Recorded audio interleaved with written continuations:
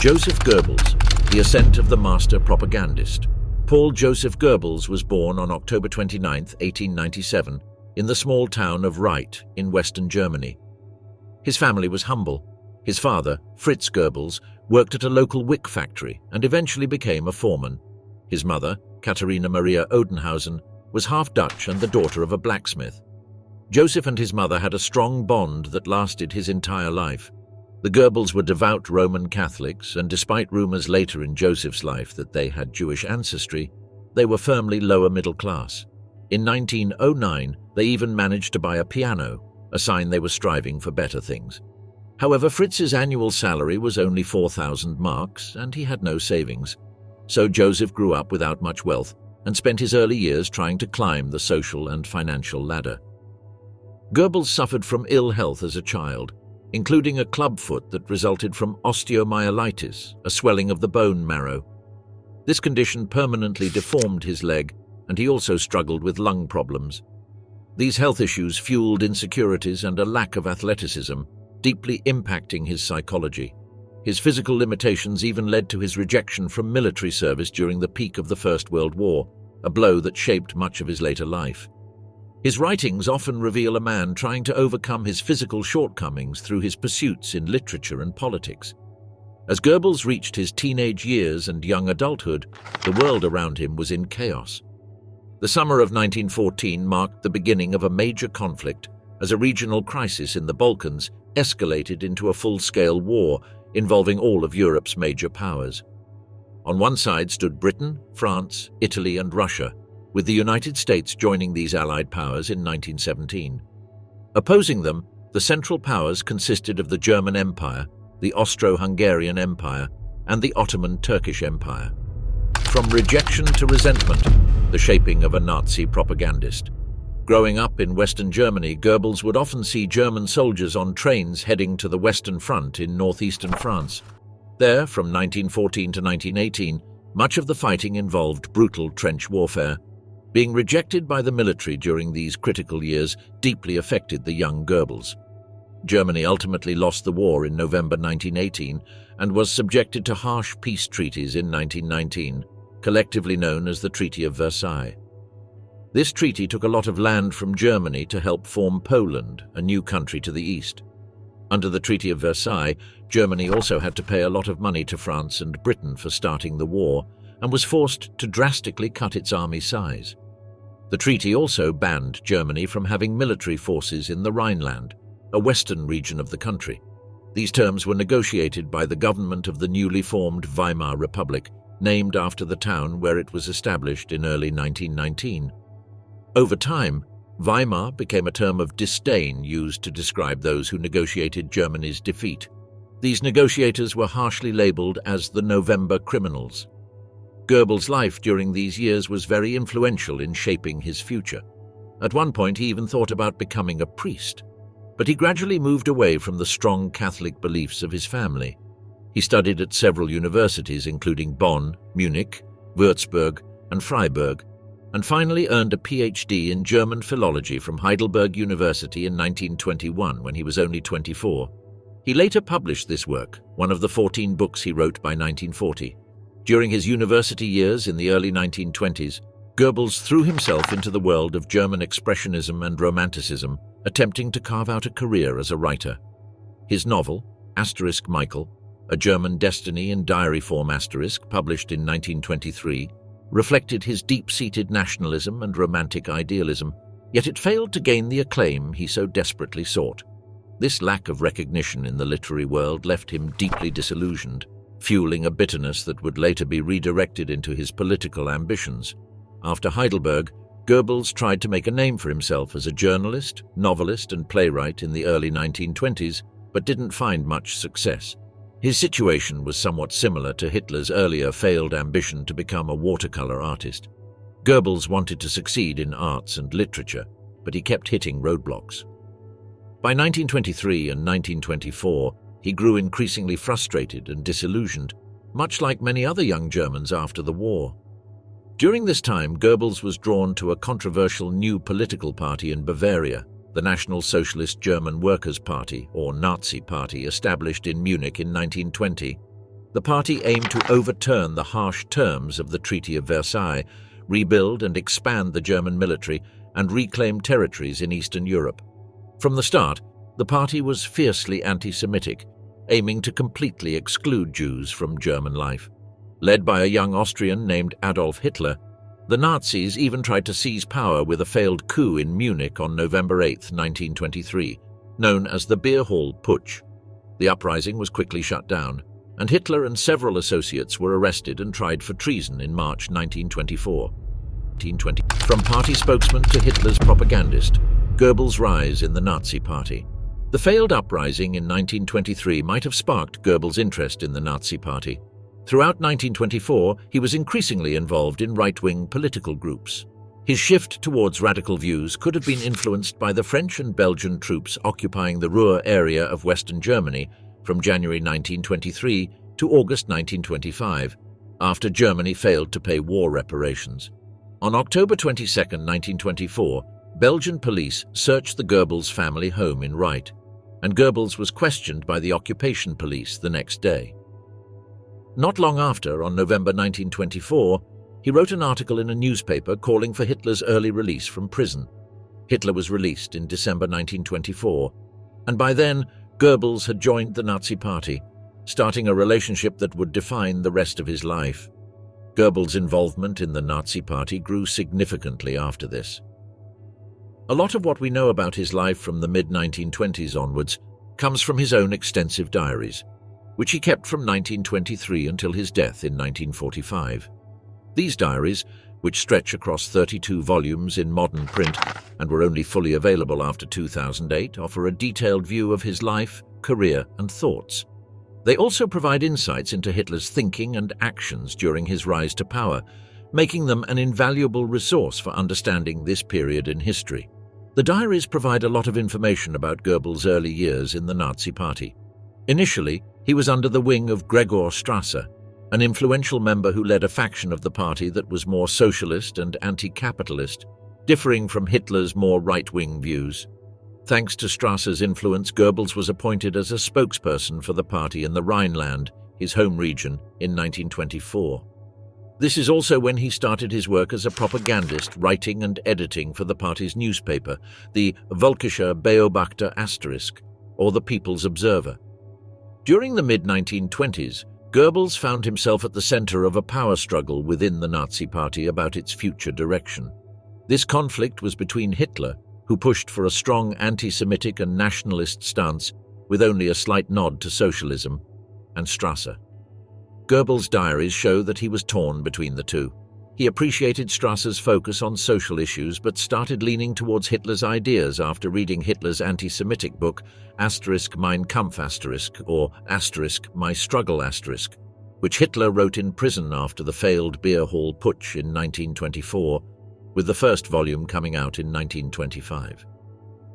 By late 1925, Goebbels increasingly sided with Hitler. Consolidating power, Goebbels' influence grows in the Nazi Party. After several meetings with the charismatic Adolf Hitler at a party conference in Bamberg, northern Bavaria, on February 14, 1926, Goebbels fully committed himself to the Nazi leader. It has been suggested that Goebbels, possibly an extreme narcissist, sought affirmation and approval from a strong leader, which explains his intense effort to win Hitler's favor. This pursuit of approval marked their relationship for the next 20 years, with Goebbels' support verging on zealotry.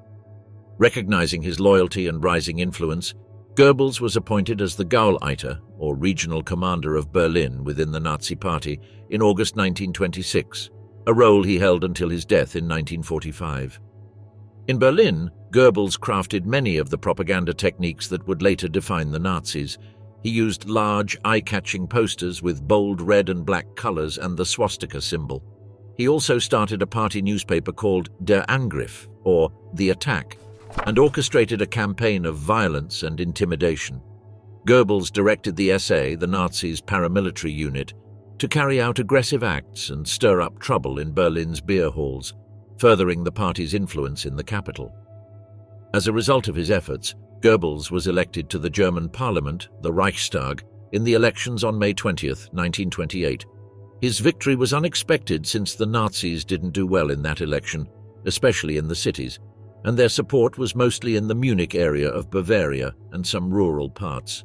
Despite their poor overall performance, Goebbels was clear about his views on using the democratic system to his advantage, famously stating, "We are entering the Reichstag in order that we may arm ourselves with the weapons of democracy from its arsenal. We shall become Reichstag deputies in order that the Weimar ideology should itself help us to destroy it." Goebbels' idea of undermining the German Republic from within the parliament might have seemed unrealistic given the Nazis' weak election results in 1928, but things began to change in 1929. After a period of economic growth in the 1920s, the United States stock market started to fail, leading to a significant crash in the autumn of 1929. On October 25th, the largest single-day sell-off of shares in U.S. history occurred, marking the climax of the Wall Street crash and the beginning of the Great Depression. This global crisis hit Germany hard, still struggling with war debt and other issues. As the German economy suffered and many Germans lost their jobs or savings, the Nazi Party's messages of resentment and xenophobia began to resonate more, leading to a surge in their popularity. Riding the wave of discontent, the Nazi Party's electoral rise in the early 1930s. In 1930, a major shift occurred in German politics. An election was scheduled for September 14th, and Goebbels played a key role in the Nazis' campaign. He focused their message on opposing the harsh terms of the Versailles Treaty, which ended World War I and continued to burden Germany. The Nazis held thousands of meetings across the country to spread their message. The results of the election were stunning for the Nazis. From being a minor party in the 1928 election, they surged to become the second largest party in Germany, gaining the support of nearly 1 in 5 voters. This translated to 107 seats out of 577 in the Reichstag. The centrist Social Democratic Party won the most seats, 143, putting them in a position to lead the government. The Communist Party of Germany also did well, securing 77 seats and finishing third. The rise of extremist parties reflected the severe impact of the Great Depression in Germany, and the growth of the communists allowed the Nazis to position themselves as a defense against a possible communist takeover. Goebbels, as one of the Nazis' chief propagandists, played a central role in stoking fears about the communist rise in the years that followed. From 1930 to the next Reichstag elections, he, as the Berlin Gauleiter, developed new methods to spread the Nazi message. He started experimenting with silent films, a strategy that would become crucial in promoting Nazi ideology and wartime propaganda throughout the 1930s and 1940s. The radio was also a powerful tool for Goebbels. When Hitler ran for the office of German president in 1932 and didn't win, Goebbels managed the broadcasting of regular radio messages. These broadcasts covered Hitler's frequent plane trips around Germany to attend torch-lit parades, helping to boost support among Protestants, middle-class business owners, and women. These groups were increasingly drawn to the Nazis as the German banking system faced collapse in 1931, and the centrist government in Berlin failed to secure debt relief negotiations with Britain and France. Even though Hitler didn't win the presidential election against Paul von Hindenburg, a celebrated World War I hero, he still performed impressively, thanks in large part to Goebbels' propaganda and strategic planning. This strong showing indicated that the Nazis were gaining momentum and could expect greater success in future elections. By 1932, in an attempt to keep both the Nazis and communists from gaining power, a coalition of centrist parties had been managing minority governments for months. However, when the next Reichstag election was held on July 31, 1932, the Nazis emerged as the largest party in Germany for the first time, largely due to the ongoing socio-economic issues. By 1932, the unemployment rate in Germany had reached nearly 30%. People's savings were wiped out, and the banking system was on the verge of collapse. The centrist government seemed unable to solve the crisis, despite successfully negotiating the cancellation of most of Germany's war reparations debt. By expertly manipulating popular resentment and anger at these dire economic conditions, the Nazi Party won 230 seats in the July 1932 Reichstag elections. This made the Nazis, With Goebbels as a major driving force behind their propaganda and election campaigns, the dominant party in Germany by the summer of 1932. Nearly 2 out of every 5 voters supported Hitler and his party. However, the Nazis still lacked a majority in parliament, and negotiations to form a coalition with centrist parties broke down in the autumn of 1932. Consequently, Germans returned to the polls in November 1932 for the second time that year. The Reichstag elections held on November 6, 1932, were the last free and fair elections before the establishment of the German Third Reich. Although the Nazis lost votes, they again emerged as the largest party, winning 196 seats and about 1/3 of the votes. The November 1932 elections continued the parliamentary stalemate, but a solution was developing. For several months, an uneasy alliance had been forming between the Nazi Party, some centrist political forces, and powerful industrial lobbyists who ran German businesses. The industrialists were wary of the Nazis but were willing to support Hitler, and the party Goebbels had become the leading propagandist, for if it meant preventing the rise of left-wing parties, particularly the communists. As such, the industrialists and centrists agreed to collaborate with the Nazis in 1932 to prevent the further rise of the Communist Party and their allies on the left of the political spectrum. The shadow of Soviet Russia, where the Communists took control after the 1917 Russian Revolution, loomed large over Germany in 1932.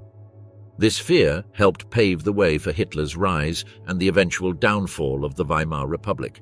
After lengthy negotiations, a coalition was formed on January 30, 1933, making Hitler the Chancellor of Germany. The Nazis secured 3 out of 11 cabinet positions, although Goebbels was initially not awarded one of these spots. However, he didn't have to wait long for greater influence. To celebrate Hitler's appointment, Goebbels organized a massive torch-lit parade in Berlin on the night of January 30, 1933. Drawing about 60,000 Nazi supporters, including SS and SA units. This event foreshadowed the military parades that would become common in Nazi Germany over the next 12 years. The new government quickly took steps to strengthen its hold on power. Starting in February 1933, they cracked down on the Communist Party and other left-wing groups. A fire at the Reichstag building on February 28 was used as an excuse to pass emergency laws that expanded the government's powers. This led to a snap election on March 5, where the Nazis used voter intimidation and fraud, but still only managed to secure 44% of the votes, which gave them 288 seats in the Reichstag. Nevertheless, this was enough for the Nazis to take drastic actions. On March 23, 1933, they excluded communists and others from the Reichstag and bullied other parties to pass the Enabling Act. This law allowed the Chancellor and his government to bypass the parliament and govern by decree for 4 years. The passage of the Enabling Act effectively ended the Weimar Republic and established one-party Nazi rule in Germany. Master of manipulation, Goebbels' propaganda machine and the shaping of Nazi ideology. Goebbels didn't have to wait long to get the ministerial role he wanted. On March 14, 1933, Hitler appointed him as the head of the newly formed Reich Ministry for Public Enlightenment and Propaganda. Over the next 12 years, during the reign of the German Third Reich, Goebbels used this ministry to spread Nazi ideology across Germany and Europe. Goebbels' views on the role and effectiveness of propaganda were clearly outlined in a speech he gave in 1928, titled The Art of Propaganda. He explained, "Propaganda is good if it can attract and excite people about an idea over time. If it doesn't, it's bad propaganda. If it achieves its goal and convinces the people it aimed to reach, it's successful. No one should criticize propaganda for being too simple, harsh, or offensive. The only thing that matters is whether it works. Propaganda isn't meant to be gentle or humble. It's meant to be effective." Goebbels believed that the ends always justified the means in state propaganda, and any methods, no matter how harsh or dishonest, were acceptable if they promoted Hitler's and the Nazi Party's goals. The vast control Goebbels aimed to exert through his ministry is evident in its structure. The department was divided into several branches handling different aspects of German cultural and public life, including broadcasting, national and foreign press, films, censorship, the arts, music, theatre, mass rallies, racial policies, youth indoctrination, and countering any propaganda that opposed the Nazi state. Over the next 12 years, from his office across from Hitler's in the Reich Chancellery, Goebbels played a pivotal role in shaping the ideology of the Nazi Party and the Third Reich. Historian David Irving, known for his controversial views, even called him the mastermind of the Third Reich in a detailed biography, emphasizing Goebbels' influence on the German public's perception of the Nazis and their rule. Goebbels' propaganda methods were diverse and impactful. One of his first major actions was the severe crackdown on German art and culture. Writers and artists seen as anti-German were silenced, and their works were either destroyed or suppressed. Goebbels also played a key role in organizing mass book burnings across Germany, with the most notable one occurring on May 10, 1933. That night in Berlin, German students led the burning of over 25,000 books considered un-German, including works by Karl Marx, Erich Maria Remarque, Albert Einstein, and Sigmund Freud. During the book burning in Berlin, Goebbels gave a speech to thousands, urging them to reject what he called the moral corruption these books represented, while infusing his words with the anti-Semitism that was a hallmark of the Nazi Party. He declared, "The era of Jewish intellectualism is at an end." This event marked a stark contrast from the young PhD student and aspiring writer of 1921, as he now orchestrated the destruction of books and culture. In the following years, Goebbels continued to reshape German culture to align with Nazi goals, particularly through the Reich Chamber of Culture, which he helped establish in September 1933. This period saw many leading authors like Thomas Mann choosing to leave Germany as the oppressive atmosphere intensified. The arts were completely harnessed for the Nazi cause. For instance, new films produced in Germany from that point on often contained Nazi messages, sometimes subtle, but always supporting the Nazi agenda. These films often depicted Hitler as the savior of Europe against the threat of Bolshevism and communism, taking over Germany and the rest of the continent. Goebbels' control over the German film industry became absolute in March 1937, when it was nationalized and came almost entirely under his ministry's control. Around this time, he expressed his views on how cinema could be used as an art which expresses an attitude through its National Socialist character and by taking up National Socialist problems, but should do so in a way that did not appear deliberate and remains in the background. Even more consequential was Goebbels' exploitation and control over the national press and methods of communication. Under the Weimar Republic, Germany had more newspapers than almost any other European country. But under Goebbels' ministry, the Nazi Party effectively took control of the major newspapers. Journalists were briefed by Goebbels' ministry, and often had what they printed dictated to them by the party apparatus. Journalists who diverged from the Nazi message were often intimidated or arrested. His control of and exploitation of new and emerging types of mass media were even more comprehensive. Under his leadership, the Ministry for Public Enlightenment and Propaganda distributed millions of radios to Germans. This was the mass medium Goebbels preferred for indoctrinating the German people. In the first year of full Nazi rule alone, over 50 of Hitler's speeches were broadcast on radio. The emerging medium of film was also used extensively in this way, and loudspeakers were set up in public places throughout Germany so that state messages could be constantly broadcast to the public. Goebbels also played a key role in organizing the massive Nazi party rallies held across Germany.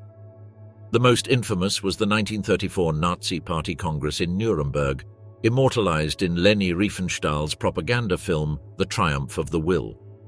This film, which won many awards in Europe during the 1930s, is considered one of the most effective pieces of political propaganda ever made. The constant reinforcement of the Nazi message through such rallies and films had a significant impact over time. Initially, the Nazis never managed to secure more than about a third of the German vote. In the last free Reichstag elections in November 1933, they received only 1/3 of the votes. However, by the late 1930s, largely due to Goebbels' propaganda efforts, the Nazis had gained widespread popularity, and faith in Hitler's leadership was immense. This growing support was evident in the referendum held on August 19, 1934, to officially appoint Hitler as Führer, combining the roles of Chancellor and President. The referendum passed with an overwhelming majority of 88% in favor, a result that was only partially fraudulent.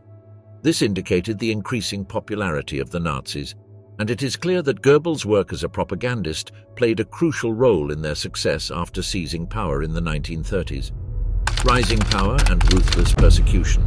Goebbels' role in Nazi anti-Semitism and political machinations. At the same time, Goebbels' own political power was growing in the 1930s. He was generally disliked by his colleagues in government. An article in Life magazine in 1938 noted that Goebbels likes nobody, is liked by nobody, and runs the most efficient Nazi department. Despite his aloofness, he was one of Hitler's closest confidants. When Hitler decided to combine the offices of German Chancellor and President following the death of President Paul von Hindenburg in August 1934, it was Goebbels who made the announcement by radio to the German nation on August 2nd. Hitler also became close with Goebbels' family. On December 19, 1931, Goebbels married Magda Ritschl. They had several children in the 1930s, and their family became known as the First Family of the Reich, as Hitler remained a bachelor without children. Goebbels' prominence in the regime was further solidified when he was appointed as president of the organizing committee for the 1936 Summer and Winter Olympics held in Berlin, a major role that put him in the international spotlight. Goebbels was also deeply involved in the growing persecution of Germany's Jewish population after the Nazis came to power. His anti-Semitism was long-standing, and a key reason for his attraction to the Nazi Party and Hitler in the 1920s. However, there were contradictions in his anti-Semitic views. During his student years, he had close relationships with several Jewish teachers and dated Elsa Janke, a Jewish school teacher, for several years in the early 1920s, even considering marrying her. Despite these contradictions, Goebbels quickly became one of the most enthusiastic persecutors of Germany's Jews after the Nazis took power in 1933. In October of that year, he was responsible for passing the Reich Press Law, which removed all Jewish editors from German newspapers and other print outlets. His diaries from these years frequently mention efforts to de-Jewify German culture.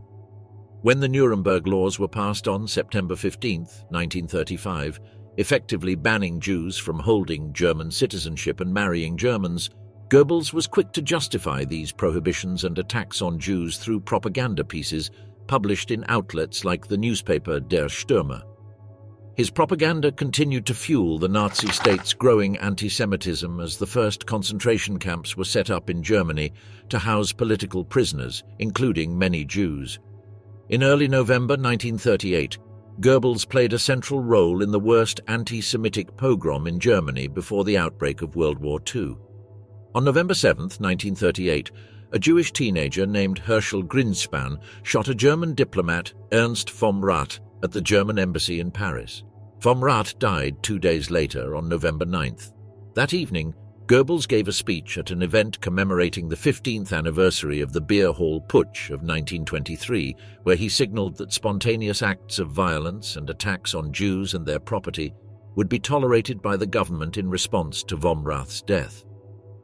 A later report indicated that Goebbels' speech was meant to suggest that while the Nazi Party and the government did not wish to be seen as directly inciting retaliation against the Jewish community, they were effectively endorsing such actions to be carried out unofficially. This led to a night of widespread violence on November 9, 1938, known as Kristallnacht, or the Night of Broken Glass. Nazi paramilitary forces and gangs of German citizens attacked Jewish businesses, homes and synagogues across Germany. Approximately 100 Jews were murdered, over 200 synagogues were ransacked or destroyed, and around 7,000 Jewish businesses had their windows shattered or were otherwise damaged. Prelude to catastrophe, Goebbels' role in Kristallnacht and the march toward World War II. Perhaps as many as 30,000 Jews were also detained on fabricated charges and confined to the new concentration camps proliferating around Germany. The psychological effects were even worse, and Jews in Germany became acutely aware that they were under constant threat. It is estimated that several hundred Jews committed suicide in the days and weeks following the pogrom, and many Jewish families began to consider leaving Germany. However, Kristallnacht was only a warning of the horrors to come. While Goebbels was one of the most ardent supporters and key actors in Germany's growing anti-Semitic policies, he was less enthusiastic about the Nazi state's drift toward war in the late 1930s. The Nazis had long been committed to re-establishing German military power, defying the heavy restrictions placed on the German army and air force by the Versailles Treaty. From 1933 onwards, Hitler and the Nazi leadership began expanding the German air force, the Luftwaffe, and the German army, the Wehrmacht. On March 7, 1936, German troops were sent into the Rhineland region of Western Germany, which had been established as a demilitarized zone under the terms of Versailles. Further aggression followed. On March 12, 1938, Germany annexed Austria, uniting the two German-speaking countries under Nazi rule. The Anschluss, as it became known, made clear Germany's aggressive intentions in Europe, causing increasing fear of war among other European powers from early 1938 onwards. However, Britain's Prime Minister, Neville Chamberlain, tried to pacify Hitler through concessions in the months ahead, particularly as the Nazis began pressing a claim to the Sudetenland region of Czechoslovakia in the autumn of 1938. On September 14, 1938, Goebbels published an aggressive editorial in the Völkischer Beobachter, promoting German claims to the region due to the large number of ethnically German people living there. In early October 1938, Germany was given the Sudetenland in exchange for a promise that Hitler would respect Czechoslovakia's independence. This promise was broken in early March 1939 when Germany invaded Czechoslovakia. In the days that followed, the country and neighboring Hungary were either annexed by Germany or turned into satellite states. By the spring of 1939, the Nazis had become the rulers of Central Europe. Britain and France realized that Hitler could not be appeased. When Germany invaded Poland on September 1, 1939, Britain and France declared war on Germany 2 days later, on September 3, 1939, marking the start of the Second World War. In the beginning, the war was a great success for Germany. Poland was quickly overrun and divided between Germany and Soviet Russia in the autumn of 1939, following a non-aggression pact between the two nations despite their ideological differences. In April 1940, Germany invaded and swiftly conquered Denmark and Norway. On the night of May 9, 1940, after months of military build-up, the Wehrmacht was ordered to invade France through the Low Countries of the Netherlands, Belgium, and Luxembourg. Over the next 5 weeks, France experienced a total military collapse. Paris was captured on June 14, 1940, effectively ending the campaign. An armistice was signed on June 25, 1940, paving the way for the establishment of a puppet government in France. Germany had effectively conquered Western Europe, and Britain barely managed to evacuate its army from mainland Europe back to Britain. Between May 26 and June 4, over 300,000 troops were daringly evacuated from Dunkirk, a port town in northern France. This evacuation allowed Britain to continue in the war. Germany then launched bombing campaigns known as the Blitz in 1940 and 1941 to weaken British resolve, but these efforts were ultimately unsuccessful. Despite Germany's early successes, Goebbels was less enthusiastic about the prospects of war in 1939 than many other senior Nazi officials. At times, he was quite realistic. For example, an entry in his diaries in April 1940 noted, "We must achieve victory in the course of this year. Otherwise, the material superiority of the opposite side would become too strong. A war of many years would also be difficult to maintain for psychological reasons." Nonetheless, Goebbels was central to the war effort.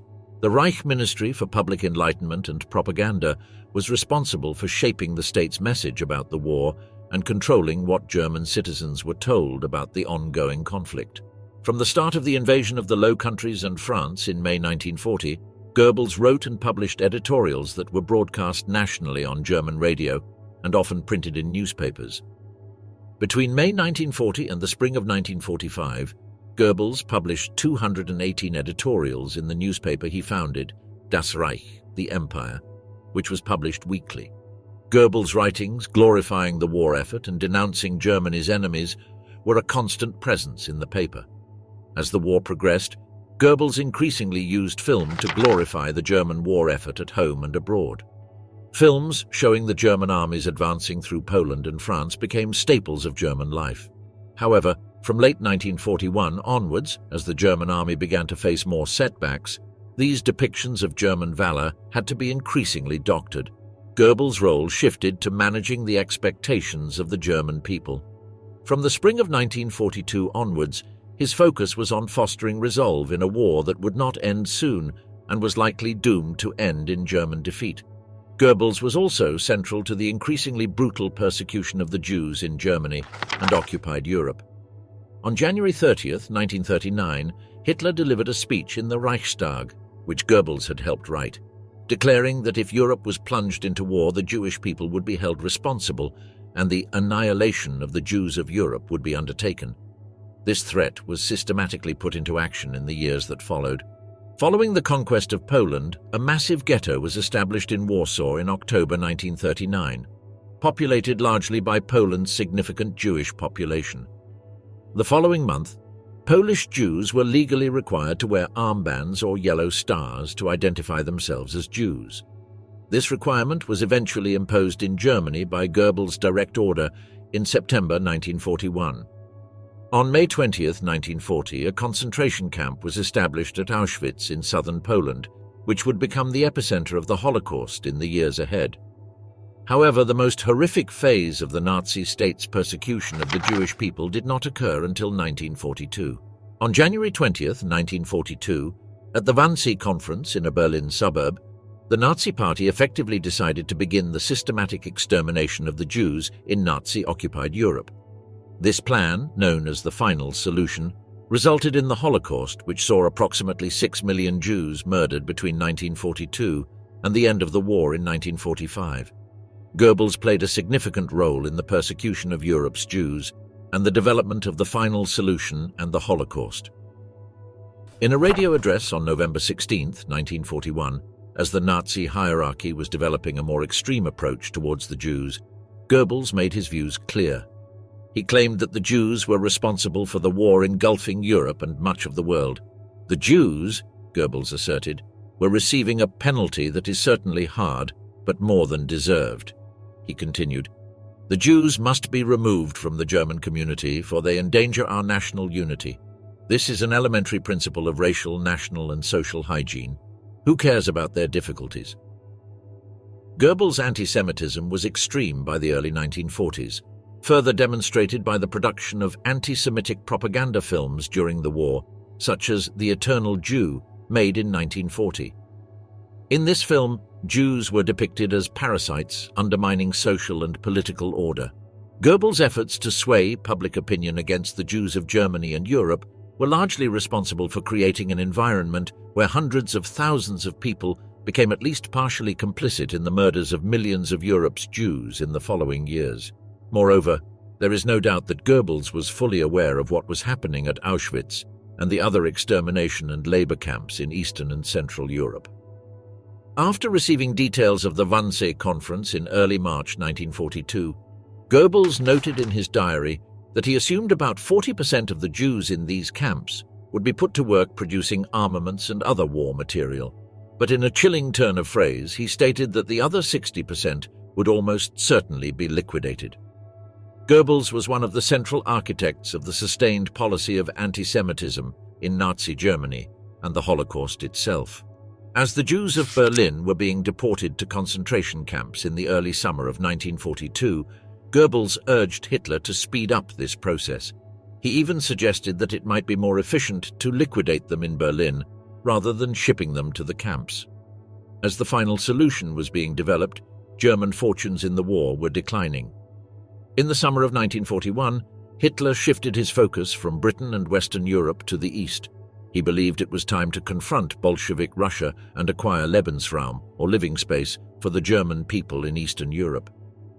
On June 22, 1941, Operation Barbarossa was launched, and an army of 3 million Germans invaded Russia. In the weeks that followed, the Soviet Empire in Eastern Europe crumbled as the poorly trained and equipped Russian armies were devastated by the advancing German forces. By autumn, the Soviet dictator Joseph Stalin was considering negotiating peace terms, which would have resulted in the Soviet state ceding much of Eastern Europe to the German Third Reich.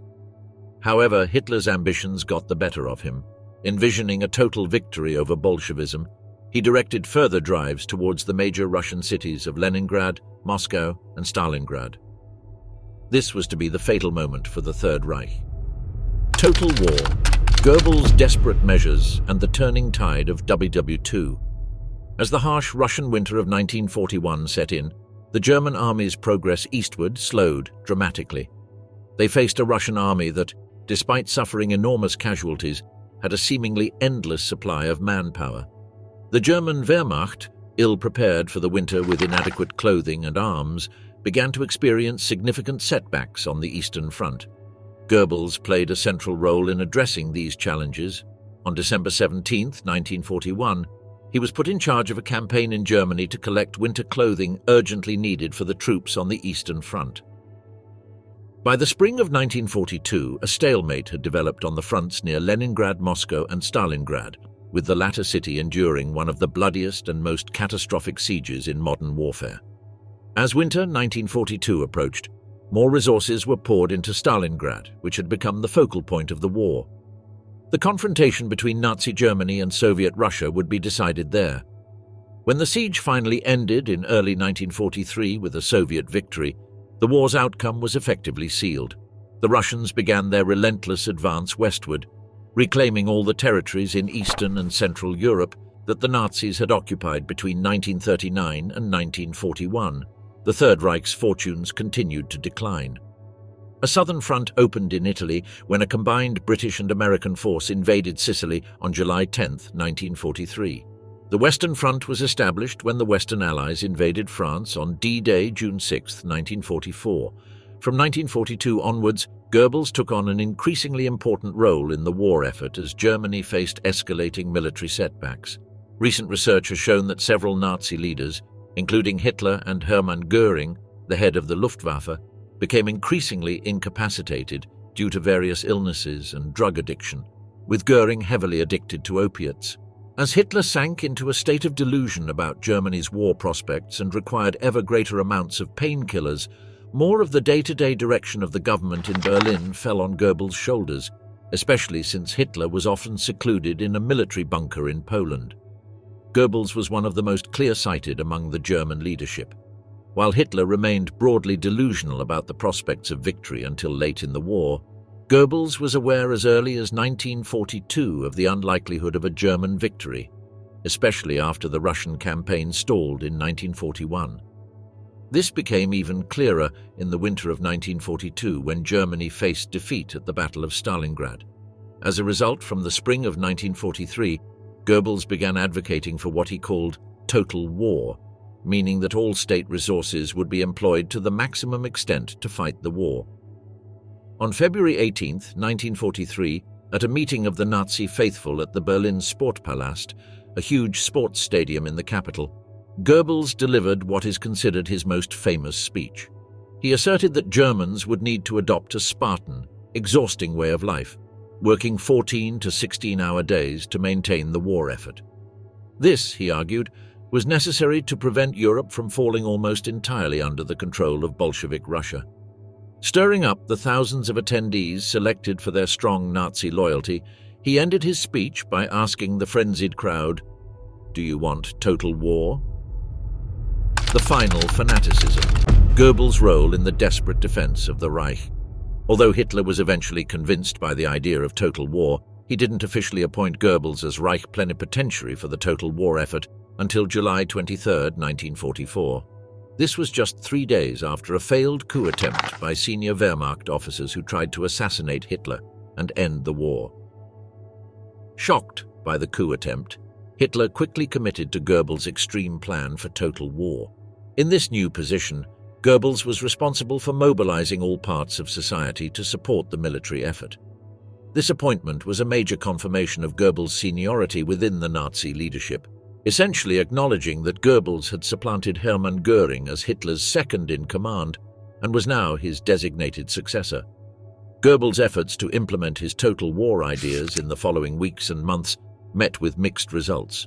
He focused first on increasing the number of men entering the armed forces. The numbers in the German Wehrmacht had drastically fallen in 1942 and 1943 due to huge casualties on the Eastern Front. With additional fronts opening in France and Italy, the German army was extremely stretched by 1944. To address this, Goebbels raised the age limit for German women required to work in factories from 45 to 55. This freed up many men working in factories for active service at the front. Despite these measures, the efforts were not effective. By 1944, the German state was too under-resourced and lacked sufficient manpower.